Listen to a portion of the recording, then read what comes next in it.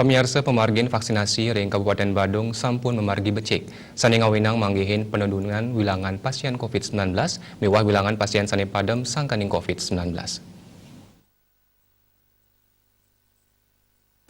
Manut Bupati Badung Nyoman Giri Prasta pemargin vaksinasi sanek laksnayang ring Badung sampun anutin pengerencana sane jantan yinayang paunendunan ring wilangan pasien COVID-19 mewah wilangan pasien pandemi.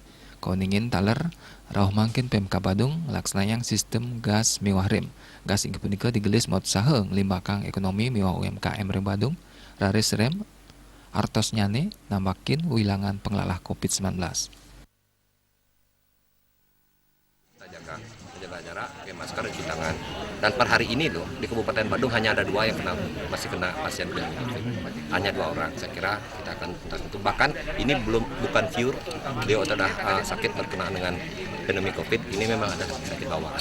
Dan semoga Tuhan yang dewasa memberikan jalan kepada kita semua untuk dunia, Indonesia, Bali, Badung dan seterusnya bisa ini pandemi COVID-19 itu bisa segera untuk hilang dari muka bumi ini. Karena kami punya prinsip ada 2, gas sama rem.